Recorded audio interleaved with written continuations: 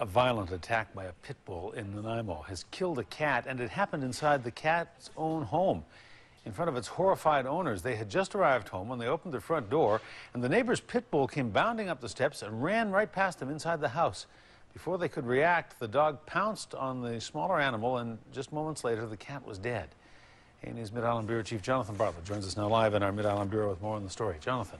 Hudson, in some ways, you could say this is less of a dangerous pit bull story than simply a dog on the loose story. However, the cat's owner says the way the dog focused on the cat and wouldn't let go for anything speaks to a common trait of the breed.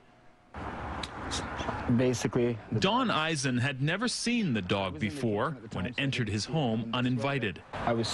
Came into the kitchen, the dog walked over to this side here, turned around, and that's where Nikki sleeps all the time. You can actually see where the fur was. And Nikki, their 17-year-old cat, asleep on this blanket, awoke to find a pit bull inches away. He grabbed her right here with it, and then he tried to go out the door, and then that's when I stalked him and jumped on him right here, and then I just started hitting him. Hitting him with all the strength he had, but the dog wouldn't let go. I've never hit anything so hard in my life, and it didn't even flinch. It didn't even know I was there. And I mean, I tried to open its mouth, and of course, there was nothing. I couldn't get him to release. The dog finally did let go, but Nikki was dead. The dog then tried to run with the cat's body, with Eisen in pursuit. Ran into my basement and I grabbed the first thing I could find, which was a rake. And then I began chasing him. Yeah, then you'll see there's a trail. Eisen followed the pit bull here, a house 2 doors down. The owner had no idea the dog was loose.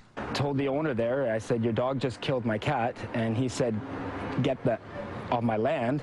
And then and he said, my dog's locked up, and then I looked and saw a sliding glass door open. RCMP was called, and so was Animal Control, who seized the dog. So the Animal Control have various options. They can hold it for 21 days. They can either issue a bylaw ticket for $500 or request a destruction order. They're undecided at this point. They're doing some checking in background to determine what's the best appropriate course of action to take. No one was home when we tried to talk to the pit bull's owner. There are many children who live in the area. Neighbors say if it wasn't a cat, it could very well have been a child.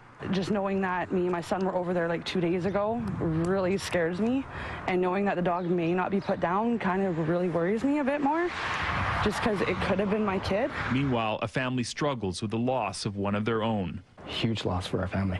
I still have yet to tell my son. Well, he knows, but it probably won't sink in until he's actually here. In Nanaimo, within city limits, certain breeds of dogs are considered dangerous. Staffordshire's Mastiffs and American Pit Bulls. Owners face restrictions. They have to be leashed and muzzled, the dogs I mean, and a 6-foot fence is required. Apparently, the owners only had the dog for 2.5 weeks when this happened. Hudson? All right, Jonathan Bartlett reporting live in our Nanaimo newsroom. Jonathan, thanks. Thank you.